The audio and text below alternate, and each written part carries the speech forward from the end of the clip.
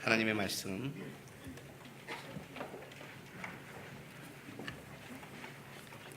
마태복음 2장 19절에서 23절까지 말씀 보겠습니다.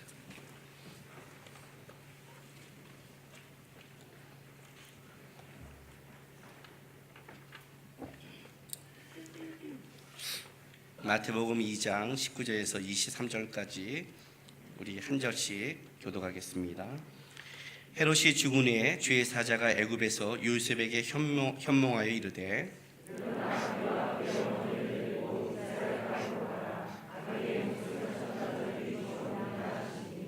요셉이 일어나 아기와 그의 어머니를 데리고 이스라엘 땅으로 들어가니라.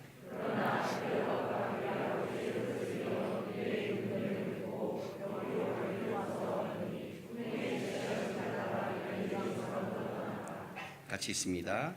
나세이란 동네에 가서 사니 이는 선자로 하신 말씀에 나세 사람이라 칭하자 하심을 이루려 함이로라. 아멘. 우리가 아는 예수님의 그 일생은 실제 태어날 때와 또 12살 때 성전에 올라와서 토론할 그때, 그리고 이제 30세 공생을 시작할 때, 그 사이에 대해서는 예수님의 일생이 뭐 어떻게 살아간지 우리는 잘 알 수가 없습니다.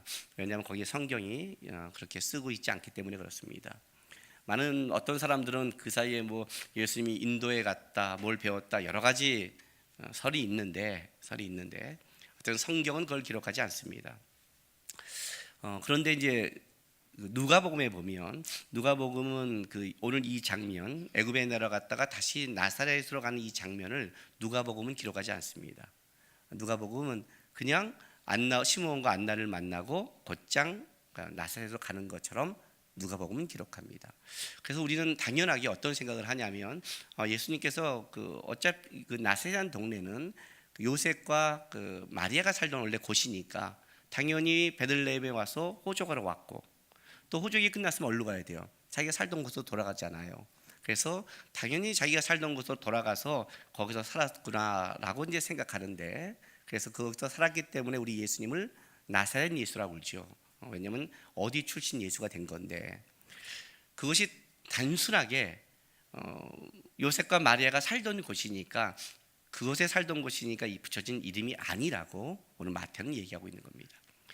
마태는 애굽에 내려간 사건과 또 어떻게 해서 예수님께서 나사렛에서 다시 가서 나사렛 동네에서 살아서 나사렛 예수라는 이름을 붙이게 됐는지를 이제 아주 구체적으로 쓴 겁니다.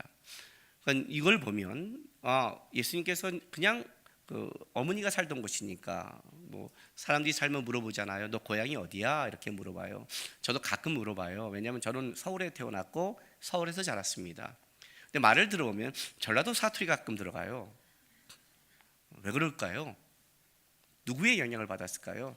부모님이죠. 우리 부모님이 전라도 출신이니까, 목포, 삼호 그쪽 출신이니까 그쪽 하다 보면, 저도 어렸을 때 그 사투리가 듣다 보면 그게 표준어인 줄 알고 쓸 때가 있잖아요. 그러면 사람들이 물어요. 부모님이 어디 출신이야? 뭐 이렇게 물어봐요. 왜냐하면 저는 서울이니까. 이 영향이라는 거잖아요. 그렇죠? 그 출신이라는 것은 거기서 어떻게 자랐니? 그냥 거기서 출신이라는 것이 중요한 게 아니라, 또 걔가 거기서 어떤 영향을 받고 무엇을 보고 또 뭘 생각하고 자랐는지를 함께 생각하는 거죠. 전라도 출신, 그럼 여러분 이미지화 되지 않아요? 경상도 출신 이미지화 되지 않아요? 부모님이 어디야? 이북 출신 느낌이 오죠? 뭐 나쁜 쪽으로는 얘기한 거 아니에요? 상상은 그렇게 느낌이 오죠? 그러니까 지금 예수님께서 이 나사렛 출신이라는 것을 단순히 나사렛이라는 동네에 살았다를 말하고 싶은 게 아니라, 마태가 여기까지 하는 것은 하나님의 특별한 인도하심과 나사렛에서 받고 자란 영향이 분명히 나사렛 예수라는 걸 붙이기 위한 하나님의 선택과 의도가 있다고 지금 얘기하고 있는 거예요. 지금 그 문제를 쓰고 있는 겁니다. 그래서 오늘 본문은 그걸 좀 자세하게 왜 나사렛으로 가게 됐는지를 설명하고 있어요. 자, 먼저 2장 19절에 봤더니, 헤롯이 죽은 후에 주의 사자가 애굽에서 요셉에게 현몽하여 이르되, 자, 세 번째 현몽해서 세 번째 또 주의 사자를 만났죠. 부럽죠? 인생의 갈림길에서 이렇게 맨날 천사가 말해주면 얼마나 좋겠어요. 여러분들이 항상 꿈꾸는 거잖아요. 그렇죠? 절대 모르겠어요 이렇게요. 근데 이런 주의 사자가 긴급하게 올 때는 이렇게 애굽에 내려가거나 살려고 도망가거나 이런 상황이니까 이렇게 조언을 하지 마시기 바랍니다. 어쨌든 주의 사자가 애굽에서 요셉에게 현몽하여 이르되 일어나 아기와 그의 어머니를 데리고 이스라엘 땅으로 가라. 아기의 목숨을 찾던 자들이 죽었느니라 하시니. 그래요. 재밌어요. 찾던 자들. 그렇다면 헤롯은 두 사람의 아이를 학살해 놓고 그냥 끝나지 않고 혹시 몰라서 더 찾았겠죠. 그렇죠? 그가 사실은 그 소식을 들었을 거예요. 죽었단 말이에요. 가라 그래요. 요셉이 일어나 아기와 그의 어머니를 데리고 이스라엘 땅으로 들어가니라 그래요. 들어가니라. 그러나 아켈라오가 그의 아버지 헤롯을 이어 유대의 임금이 됨을 듣고 거기로 가기를 무서워하더니라고 이렇게 시작됩니다. 그렇다면 이 거기가 어디일까요, 도대체요? 거기가 어디일까요? 분명한 사실은 나사렛으로 갈 마음이 없었다는 거죠. 나사렛으로 갈 마음이 없는 거예요. 왜냐하면 이 나사렛으로 가는 것은 원래 자기 고향을 간 게 아니라 이 22절에 봤더니 꿈의 지시함을 받아, 네 번째 또 현몽이에요. 두려워하고 있으니까 네 번째 다시 꿈의 또 지시함을 받아 갈릴리 지방으로 떠나가 나사렛 동네에 가니, 이렇게 되니까 결국 꿈에 다시 이 나사렛 동네를 가는 것은 요셉과 마리아의 생각이 아니라 하나님의 의도라는 거죠. 요셉과 마리아는 어디로 가려냐면 베들레헴으로 향했을 거예요, 아마. 왜냐하면 오늘 이제 이 본문에 보면 이 아켈라오인데 우리 예수님을 죽이려 했던 헤롯을 대헤롯이라고 합니다. 이 헤롯을 이제 유다 지방을 전체에 다스렸던 헤롯 왕입니다. 그런데 이 헤롯 왕이 죽고 나서 유다는 세 개로 분봉왕으로 나눠집니다. 그 헤롯의 아들로 나눠지는데 우리가 알고 있는 가장 중요한 장소 거기 사마리아와 유다를 가장 중요한 장소를 누가 거기를 통치하냐면 이 아켈라오가 통치합니다. 아켈라오가 통치합니다. 그러니까 이런 식이죠. 보세요. 여러분 이제 이렇게 우리 요즘 그러죠. 이렇게 홀로그램인가요? 딱 쏘면 샥 그림 뜨잖아요. 여기 그림이 싹 떴다고 생각하십시오. 제가 착 띄었습니다. 여기가 지중해예요. 여기가 갈릴리 바다에 흘러서 사이입니다. 요 지중해와 갈릴리 바다 사이, 요 사이, 여기가 사마리아와 여기 유대고, 여기가 바로 유다의 가장 중심지입니다. 예루살렘이 다 있고, 여기를 아켈라가 통치합니다.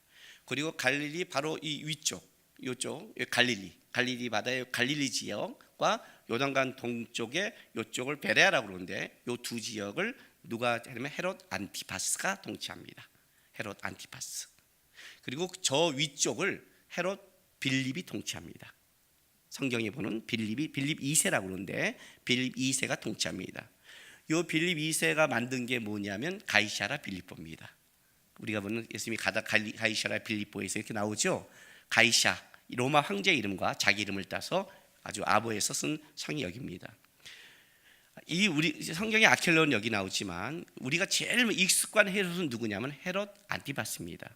그 갈릴리와 베라의 분봉왕. 성경에 보면 여러분이 가장 많이 만나는 헤롯입니다.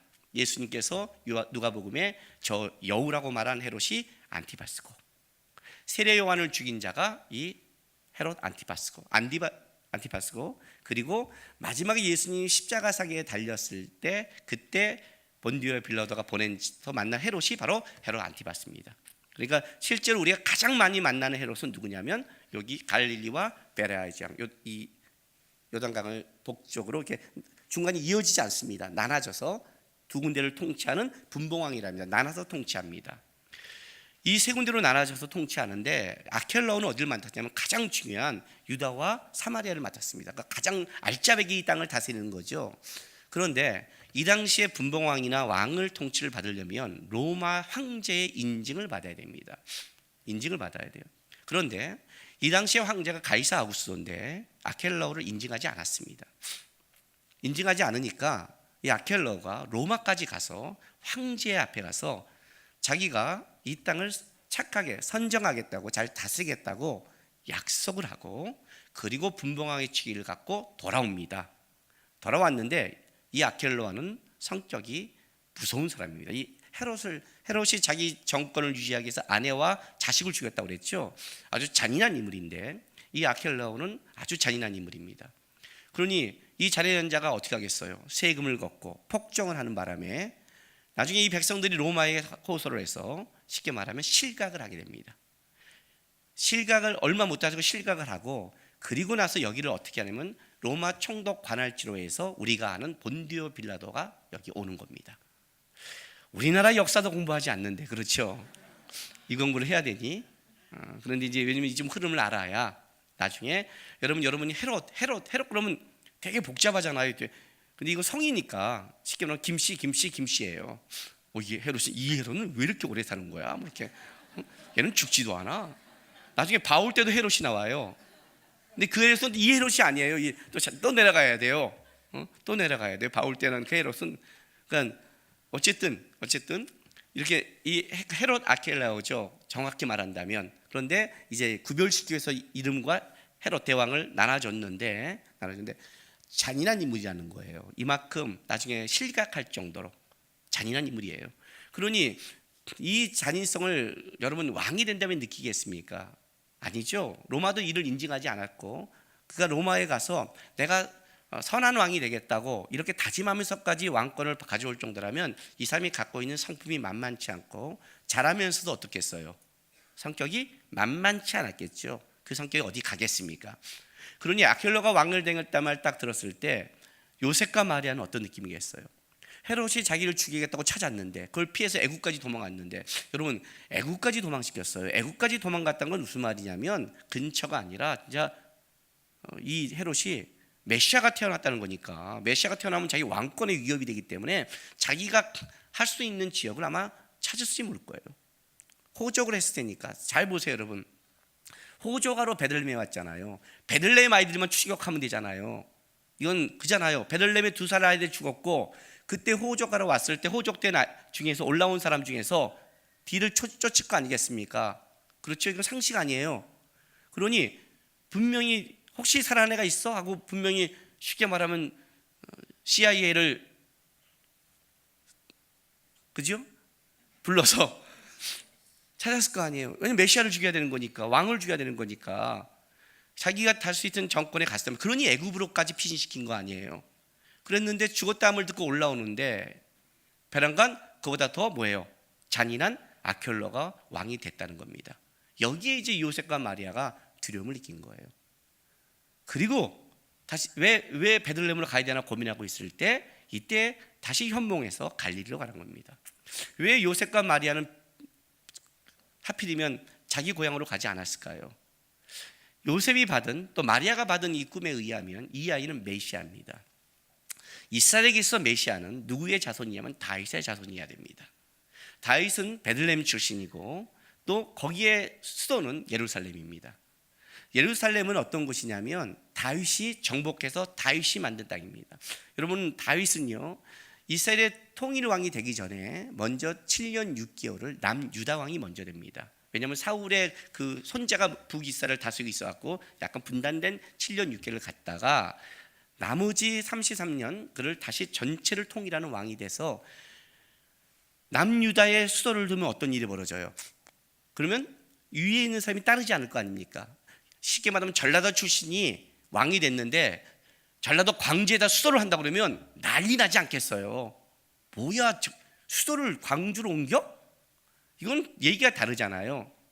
그러니 남유다에 있을 수 없고, 그런데 그렇지만 남유다에서는 뭐냐면 7년 6개월을 우리가 너희를 왕노로 시켰는데, 너희가 우리가 버텨줬는데 이제 왕이 됐다고 북쪽으로 가? 쉽게 말하면 전라도 출신이 왕을 해서 우리 대통령을 해줬더니 대구에다가 수도를 옮긴다 그러면 전라도도 배신감을 느낄 거 아니에요. 그죠? 다윗도 피곤하게 살았어요. 그래서 어떻게 했냐면 그 중간에 아모리 족속이 있는 그 당시까지 정복되지 않는 예루살렘을 정복해버리는 겁니다. 그리고 갔다가 다윗성이란 자기가 정복하고 속하지 않는 땅에다가 수도를 만드는 겁니다. 다윗이. 그러니 만약에 메시아가 태어난다면, 다윗의 자손이라면 예루살렘의 왕권에 들어가야 되고, 그렇다면 그가 어디서 자라야 돼요? 다윗이 자란 곳, 베들레헴 아닙니까? 이건 당연하잖아요. 그 또 수도에서 8km밖에 안 되기 때문에 영향을 받고 왕답게 자랄 수 있는 유일한 곳 아니겠습니까? 당연히 하나님이 이런 아이를 줬다면 여기서 살아야 한다고 마리아와 요셉은 결단했을 겁니다. 아마 시골 출신이 서울에서 살겠다는 것은 자식 때문에, 메시아 때문에 했는데, 그쪽으로 향하고 있는데 베란간 아키엘라가 왕이 되니 이건 굉장히 두려운 거예요. 왜냐하면 왕궁과 8km밖에 되지 않으니까. 만약 혹시 걸렸다 그러면 어떻게 돼요? 피할 시간이 없잖아요. 그때 놀랍게도 하나님께서 나사렛이라는 동네로 인도해 가는 겁니다. 그래서 이게 재밌어요. 이 나사렛이라는 동네가 재밌는 거예요. 왜냐하면 나사렛은요, 쉽게 말하면 헤롯 안티바스가 다스리는 곳입니다. 그러니까 아킬러가 하니까 좀 괜찮겠죠. 왜냐하면 다스리는 곳이 다르니까, 그죠? 그리고 갈릴리 지역인데, 갈릴리 나사렛 지역인데 굉장히 작은 마을이라고 그럽니다.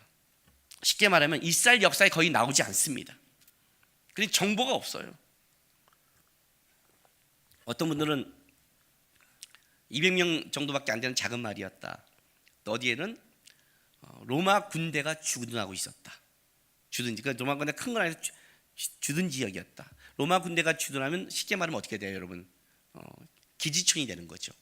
그러면 좀 더 천대시하겠죠. 이방인 군대가 주둔한 지역이라면 그 지역은. 하여튼 여기는 별로 정보가 없어요. 그러니 제가 여러분이 나사렛에서 할 얘기가 없어요, 별로요. 굳이 이제 학자들도 이것 때문에 찾습니다. 그래서 이 나사렛이라는 것이 도대체 어디서 이것이 왔을까 해서 이제 아람어와 헬라어와 해서 찾았는데, 그걸 히브리어와 연결해서 나시린과 연결된 게 아니냐, 또 한순 싹과 네처 연결, 이게 여러 가지 얘기가 있는데 굳이 뭐 학자들이 쫓아간 걸 우리가 쫓아갈 필요가 있겠습니까? 그렇죠? 근데 한 가지 분명한 게 있습니다. 그것은 이 나사렛 동네가 갖고 있는 이미지라는 겁니다. 자, 요한복음 보겠습니다. 요한복음 1장 46절입니다. 43절부터 볼게요. 예수님께서 빌립과 나다나엘을 부르는 장면입니다. 이튿날 예수께서 갈릴리로 나가려 하시다가 빌립을 만나 이르시되 나를 따르라 하시니, 빌립은 안드레와 베드로와 한 동네 벳세다 사람이라. 빌립이 나다나엘을 찾아 이르되 모세가 율법에 기록하였고 여러 선지자가 기록한 그 일을 우리가 만났으니 요셉의 아들 나사렛 예수니라, 이렇게 말한 거예요. 나다나엘이 이르되 나사렛에서 무슨 선한 것이 날 수 있느냐? 빌립이 이르되 와서 보라. 예수께서 나다나엘이 자기에게 오는 것을 보시고 그를 가리켜 이르시되 보라, 이는 참으로 이스라엘 사람이라. 그 속에 간사한 것이 없도다. 나다나엘이 이르되 어떻게 나를 아시나이까? 예수께서 대답 이르시되 빌립이 너를 부르기 전에 내가 무화과 나무 아래 있을 때 보았노라. 나다나엘이 대답하되 랍비여, 당신은 하나님의 아들이시요 당신은 이스라엘의 임금이로소이다. 이렇게 고백하는 거예요. 이것도 수수께끼 같죠? 그죠? 자기가 뭐 무화과 나무 아래 있다는 걸 봤는데 그 듣자마자 하나님의 아들이요 이스라엘 임금이요, 얘는 무슨 생각을 하고 살아가는 거예요 도대체? 빌립이 오랄 때는 나사렛 선한 것이 나겠냐, 한마디로 냉랭하다가 와서 보라 해서 와서 갔더니 너가 무화과 아래 나무 있는 걸 내가 보았다 했더니 배란간 무릎 꿇고, 예수님도 얼마나 황당하셨냐면 50절에 내가 너를 무화과 나무 아래 보았다 함으로 믿느냐? 이보다 더 큰 일을 보리라. 그죠? 또 이르되 진실로 너희에게 이르노니 하늘이 열리고 하나님의 사진 인자 위에 오르락내리락 하는 걸 보리라 하니라. 그잖아요. 야, 너 내가 무화과 나무에 있다고 그걸 믿냐? 응? 근데 이제 그게 이제 요게 뭔지를 우리가 좀 찾아갈 필요가 있죠. 빌립에 가서요, 모세 율법과 성경이 말하는 그 선지자가 말하는 메시아를 우리가 봤다 그래요. 나사렛 출신이다 그랬더니 나사렛에서 선한 것이 나올 수 있겠느냐. 이제 이 나다나엘의 말을 보면 나사렛이라는 동네가 갖고 있는 이미지가 분명해지는 거죠. 거기는 어떤 곳이에요? 선한 것이 나올 수 없는 것. 그게 전제죠. 거기서 그 촌놈이 이런 거죠. 그 출신이 이런 거예요. 그러니까 그 지역 그럼 어때요? 거기는 안 돼. 그런 지역이겠죠, 나사렛은.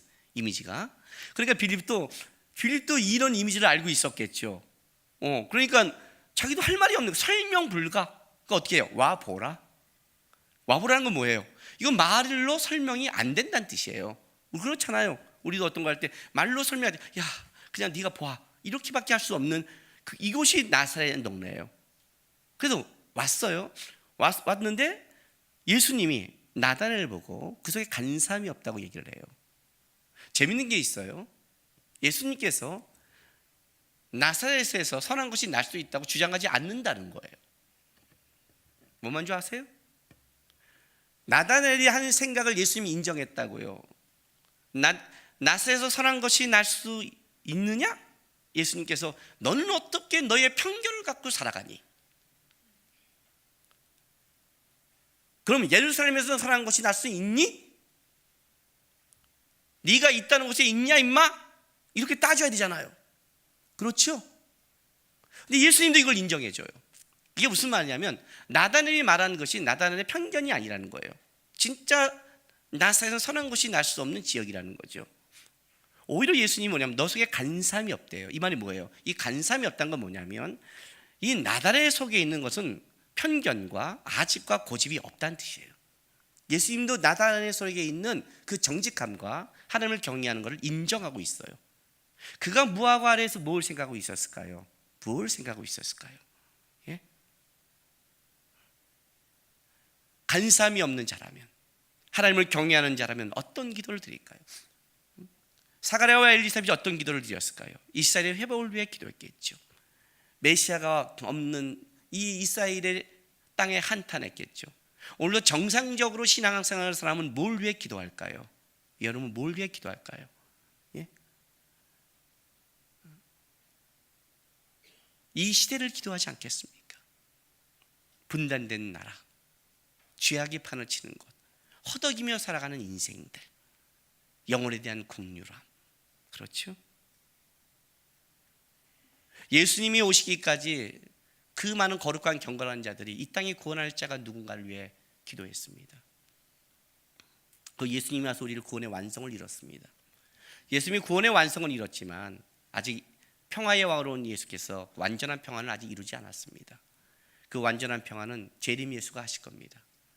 우리는 예수님께서 구원의 완전함을 이뤄서 구원은 100% 받았지만 그러나 이 땅에 100% 평화는 얻지 못했습니다. 아직 이 땅은 평화가 완성된 것이 아닙니다. 그게 우리가 살아가는 세상입니다. 이 땅에서 기도하는 모든 자는 요한계시록 맨 끝에 있는 말씀처럼 주 예수 오시옵소서, 주님이 와야 이 땅에 평화가 이루어진다는 그 간절한 기도가 나올 수밖에 없는 겁니다.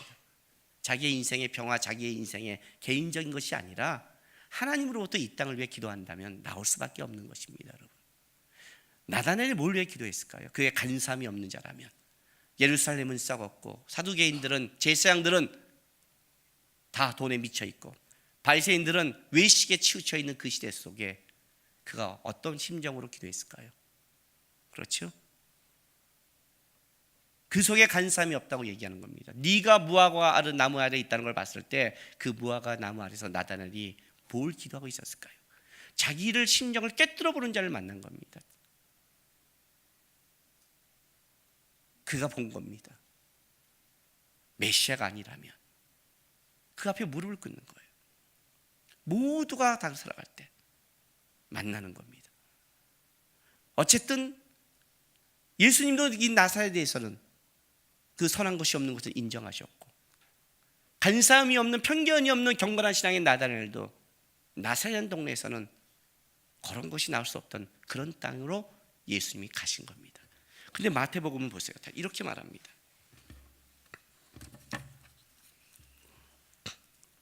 보세요. 22절부터 23절 다시 갑니다. 그러나 아킬라가 그의 아버지 헤롯을 이어 유대 임금됨을 듣고 거기로 가기를 무서워하더니 꿈의 지시하심을 받아 갈릴리 지방으로 떠나가 나세안 동네에 가서 사니.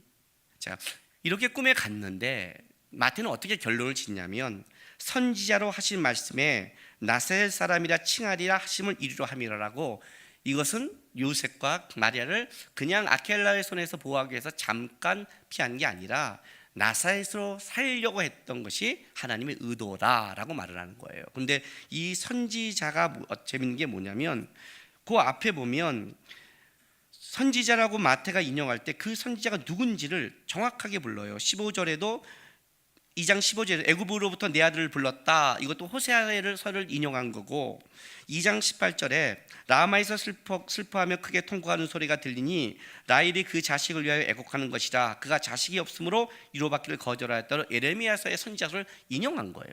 그런데 여기는 누구를 인용한지 정확한 말씀이 없어요. 인용된 구절이 없다는 거예요. 이게 지금 가장 어려운 거예요. 그렇다면 성경을 찾아가면 나사렛에서 이런 어떤 예언이 있느냐? 또 그것도 없는 거예요. 그러면 마태는 쉽게 말하면 뻥을 친 거냐? 그래서 선지자 쓰다 보니까 뭔가를 써야 되는 것인가? 그건 아니죠. 마태가 성경을. 그렇다면 성경을 뭘 쓰고 싶냐는 거죠. 마태가 인용하고 싶은 건 어떤 의미냐면 선지자가 말한 한 구절의 인용이 아니라 선지자들이 갖고 있는, 전체가 갖고 있는 사상을 말하고 싶은 거예요. 선지자들이 메시아를 어떻게 생각하고 있었는가? 왜냐하면 유대인들이 기다렸던 메시아는 어떤 메시아냐면 죄를 구하러 오는 이 땅에 온 예수가 아니라 왕으로 오신 예수, 로마의 속국으로 이스라엘을 회복하고 다윗의 나라를 회복시키는 정치적인 왕을 구했죠. 그러나 선지자들은 그런 메시아를 얘기한 적이 없는 거죠.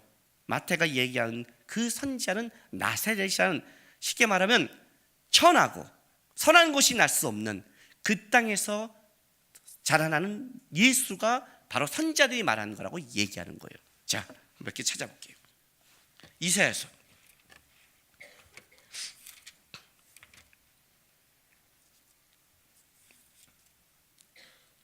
49장 7절 보세요.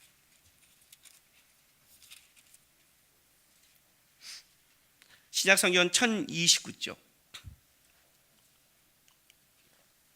1029쪽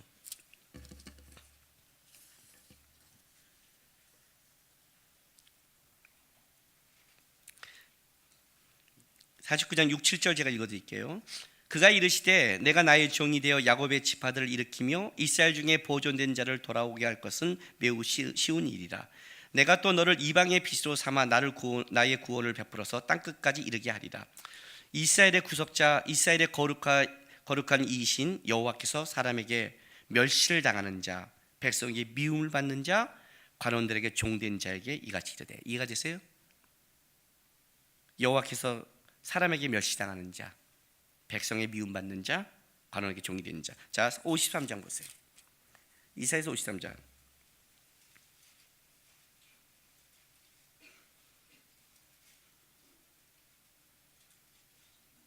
2절부터 보세요. 2절 3절 우리가 너무나 잘 알고 있는 말씀이죠.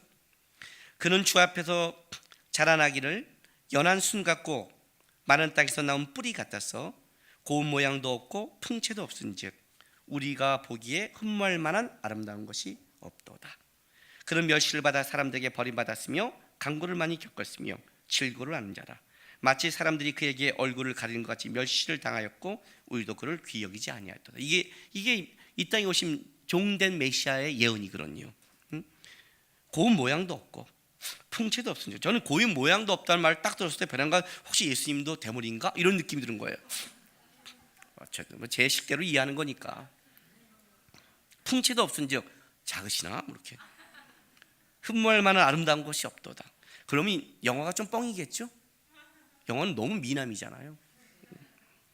그는 멸시를 받아 사람들에게 버림받았었고 간고를 많이 겪었고 질고를 하는 자다. 마치 사람들이 그에게서 얼굴을 가리는 것 같이. 이거 굉장한 거죠. 얼굴을 가린다. 보통 부정한 자를 볼 때 하는 거거든요. 부정한 자, 문둥병 그 당시에 부정한 자를 볼 때는 부정하기 싫어서 보지 않는, 얼굴을 가리는 것이 멸시를 당하였고 우리도 그를 귀히 여기지 아니하였도다. 그죠? 53장 8절 한번 더 볼까요?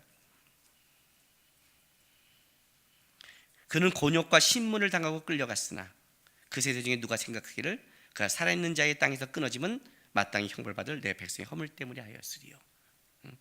곤욕과 신분을 당하고 끌려가. 그러니까 이게 이제 쉽게 말하면 선지자들이 말하는 메시아의 예언이죠. 사상이죠.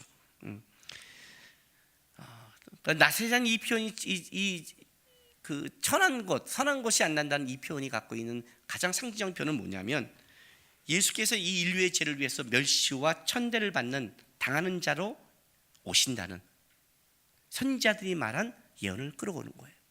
마태가 말하고 있어요. 나사렛 출신이라는 말은 바로 예수가 갖고 있는 인생을 얘기하는 거죠. 아까도 말했지만 그가 어디 출신이라는 것은 거기서 받은 영향, 삶, 모든 것을 가지고 있잖아요. 섬 출신들에 딱 보면요, 수영을 기가 막히게 해요. 바다를요. 너 어떻게 수영을 잘해? 그러면 저 제주도 출신이요. 그렇게 말하잖아요. 그의 출신이 그걸 말하잖아요.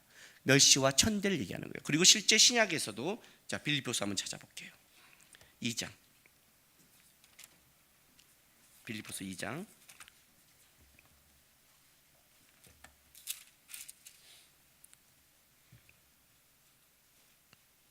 6절부터 320쪽.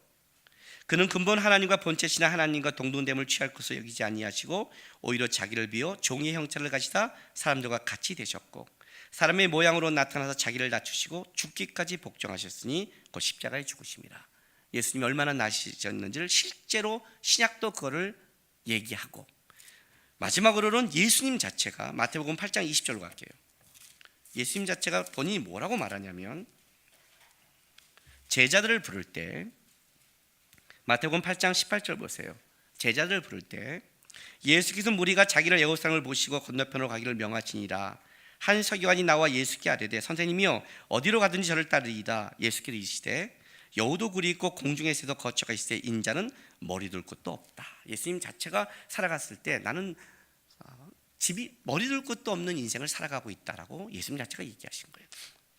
실제 성지순례가 봤더니 예수님이 사신 그 집을 얘기할 때 저는 가면서 내 나름대로 그 당시의 집은 어떨까라고 많이 그리고 왔어요. 그런데 놀랍게도 예수님이 사신 그 성지순례 우리에게 보인 것은 뭐냐면 이런 집이 아니라 지하로 들어간 굴 같은 것을 보여줬어요. 우리한테요. 생각해 보세요. 2000년 전에 가난한 자가, 시골 산구석에 있는 자가 어떤 곳에 살았겠습니까? 가난한 자가. 지금도 가난한 자는 비참한데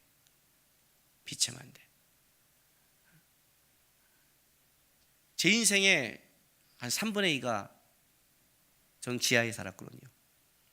지금도 그런데 예수님이라는 인생에 어떻게 살았을까요? 실제로 예수님이 그 얘기를 하시는 거예요. 내가 그렇게 이 땅을 살아갈 때 비천하고 멸시받고 고난 가운데 살았다는 거예요. 그게 나사렛 예수가 포함하고 있는 단어예요. 그곳에 선한 것이 나겠느냐 하는 곳이라는 거죠. 근데 문제는 이거죠. 될 수 있다면 마리아와 요셉은 이쪽을 피하려고 마음먹었다는 거예요. 될 수만 있다면. 자기네가 살던 고향이잖아요. 자기가 살던 터전이 가장 살기 좋잖아요. 호적을 하고. 그렇죠. 베들레헴에 뿌리를 낸다는 건 더 어렵잖아요. 마리아와 요셉이 애굽에서 내려갔다가 다시 올라간 것은 어떤 의미냐면, 사실은 이분이 메시아라면 가장 예루살렘 근처에서 이분에게 교육시키고 살아야겠다는 것이 마리아와 요셉이었는데, 아킬로 때문에 두려워하는 가운데 바로 꿈에 하나님의 지시함을 받아 다시 나사렛으로 가게 됐다는 거죠. 그렇다면 하나님은 왜 나사렛으로 예수님을 보냈고 왜 거기서 그의 30년 동안 거기서 그 삶을 살았을까요? 만약 여기가 로마 주둔군이 있었다면 여기는 기지촌이고 그런 것은 더 천대받고 멸시받는 곳이었어요. 그것은 더 천대받고 멸시받는 곳이죠. 작은 마을이었다면 뭔가를 가르치기도 어렵고요. 지금도 작은 마을에서는 그걸 가르치기가 쉽지 않은 곳이었어요. 여기서 30년을 살았어요. 30년을. 하나님이 3년의 공생애를 시작 전에 30년을 그곳에 선한 곳이 나겠냐는 천대받고 멸시받는 곳에 30년의 인생을 살게 하셨다는 거예요. 왜? 무엇 때문에 그럴까요?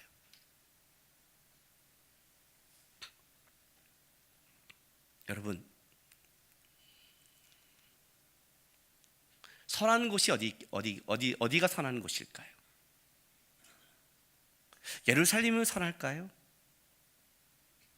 베들레헴은 선할까요? 뉴질랜드 가면 좋은 땅일까요? 아니잖아요. 요즘 지진 오잖아요. 미국이 좋을까요? 캐나다가 좋을까요? 이 땅에 좋은 곳이 어디 있을까요? 이 땅에 좋은 땅이 어디 있을까요? 제가 한 가지 분명히 여러분들에게 얘기하는 것은 이 땅에 좋은 게 아무것도 없어요. 왜 그런 줄 아세요? 자, 기독교를 빼놓고요, 불교를 얘기할게요. 불교가 이 땅을 좋다고 말합니까? 아니요. 저는 불교집에서 왔어요. 벗어나려고 그래요. 스스로 고행을 해요. 윤회하려고 한단 말이에요. 근데 불교의 윤회는 소망이 없어요. 왜? 계속 윤회했잖아요. 지금 어느 시대에 소망이 있어요? 그러니 해탈하려고 그런 거예요. 부처가 되려는 거예요. 벗어나려고 한단 말이에요. 이 땅에 선한 것이 없다고 모든 다른 종교의 모든 사람도 인정을 해요. 어떤 종교가 이 땅에 행복하다고 그래요? 다 이 땅은 벅차다고 말해요. 인류 역사상 가장 편한 시대를 살아가잖아요. 저는 인류 역사상 우리가 가장 복받았다고 생각을 해요. 아직까지는. 내일 핵폭탄이 터지면 모르겠지만 전쟁을 겪지 않았고, 우리 어머님의 세대만 해도 불행했죠. 일제시대를 겪었고 전쟁을 겪었으니까. 전쟁을 겪는 건 굉장한 거거든요. 이만한 시대를 어떻게 살아가요? 이만한 편안을 어떻게 살아가요? 식사할 때마다 감사하지 않으세요? 왕이 못 먹은 스테이크와 왕이 못 먹은 파스타와 왕이 못 먹은 피자와, 우리가 조선 임금 왕이 못 먹는 걸 얼마나 많이 먹는데요. 궁중떡볶이 다 먹어보셨잖아요. 궁중떡볶이. 우린 다 궁중떡볶이를 먹어본 사람들이에요. 뭔 소리 하는 거예요 지금? 불행하다고요. 우리의 불행이 어디서 오는데 여러분? 돈에서 올까요? 건강에서 올까요? 직업에서 올까요? 결혼하지 못한 걸까요? 돈이 있으면 그럴까요? 아니요. 돈 있는 사람 보세요. 전 돈 있으면서 불행하고 싶어요. 없으니까 그래요. 없으면 지가 주는 행복을 모르니까 지키려고 그러고 싸우려고 그러고, 부모도 없고 자식도 없고 형제도 없고 그거 지키고 다 죽여버리는 그 처절한 세계, 그게 돈의 세계고 권력의 세계잖아요. 가지세요. 하나님한테 기도해 보세요. 하나님, 나는 돈 많고 한번 누려볼 수 있겠습니다. 그 형제도 버리고 부모도 버리는 그런 삶 인생 사겠습니다. 기도하세요. 그렇게. 그럼요. 돈만 달라고. 돈 가지면서 모든 걸 다 부여하게 할 수 있다고요? 할 수 있다고 생각하세요? 진짜로요? 아니요. 죄가 문제인데요. 죄가 문제인데요. 죄된 세상에서 어떻게 그것을 선을 만들겠어요? 나사렛이란 그런 뜻이에요. 어떻게 그런 곳에 선한 곳이 나와? 그럼 선한 곳이 어디 있겠어요? 나사렛만 그럴까요? 세상 모두가 선한 곳이 없어요, 여러분. 예수님이 오신 그 땅을 얘기하는 거예요. 선한 곳이 없는 곳, 선한 것을 만들 수도 없는 곳, 나사렛 예수예요. 근데 그 선한 곳이 없는 곳에 가장 선이 되신 예수가 붙은 거예요. 나사렛 예수예요. 그 예수가 선을 만드는 거예요. 여러분이 만약에 돈이 있어 행복한 것은 돈이 아니라 예수 때문이에요. 돈에 끌려가지 않는 예수라고요. 돈이 없어도 버틸 수 있고 소망을 갖는 것은 돈의 문제가 아니라 예수의 문제예요. 돈만 받다면 자살할 수 있었을 거예요. 내가 청년시대에 꽉 막힌 인생을 살 때, 사방이 막혔고 소망이 없을 때 살 수 있는 건 뭐냐면 하늘에 계신 예수였어요. 제가 말했잖아요. 예수는 무조건 있어야 된다고, 저한테. 무조건 있어야 된다고. 그거 없으면 나는 칼로 내 손을 그어야 된다고. 소망이 없으니까. 예수가 있기 때문에 내가 버틸 이유가 있는 거라고. 예수는 있어야 되는 거라고. 그게 예수예요. 그래서 예수님이 오셔서 이런 병든 자를 고칠 때 말했잖아요. 부정한 걸 만지면 부정이 옮기는데, 놀랍게도 예수가 만졌더니 부정한 자가 정한 자를 부정한 게 아니라 이 정한 자가 부정한 자를 깨끗게 만들었다고요. 그게 예수라고요. 나사렛 예수라니까요. 나사렛 예수. 예수님이 갖고 있는 하나님이 의도한 이름이라 선한 곳이 날 수 없는 곳에 예수가 살았고, 예수가 살았기 때문에 그 나사렛 예수를 통해서 이 땅에 선한 곳이 없는 곳에 예수를 통해 그 일을 하겠다는 거예요. 그게 우리가 믿는 예수라는 거예요. 그걸 못 만나면 여러분 안에 소망이 없어요. 우리 신앙에 있어 가장 큰 갈등이 뭔지 아십니까, 여러분? 우리 신앙의 가장 큰 문제가 뭔지 아십니까? 오늘 우리 성가대 찬양하는데 이렇게 하더라고요. 오 주님밖에 피난처가 없습니다. 이렇게 무시무시한 찬양을 했어요, 오늘요. 계속 오 주님밖에, 오 주님밖에, 오 주님밖에 하는데 무시무시하지 않아요, 여러분? 이 찬양이 생각이 없죠, 우리는 모두는요. 주님밖에 없다는 게 뭔데요, 여러분? 주님밖에 없다는 게 이게 그냥 고백이라고 생각하고 가사라고 생각하십니까? 이게 신앙의 싸움입니다. 이게 우리 속에 주님 말고 다른 게 있다고 생각하고 주님 말고 다른 게 오면 행복하라고 생각하는 것이 잘못된 것이고, 그 우리 안에 다른 것이 행복으로 만들어지려면 그것이 제대로 주님 안에서 엮어져야 되는 걸 알기 때문에, 그래서 기도하는 거 아니에요. 기도 왜 하는데요? 오늘 내가 공부 다 해서 내일 100점 맞을 수 있어도 하나님 내 머리 하나 탁 틀어버리면 어떻게 돼요? 내가 바보가 될 수 있다는 걸 알기 때문에 기도하는 거라고요. 기도는 주권자를 아는 거라고 그랬잖아요. 주권자를.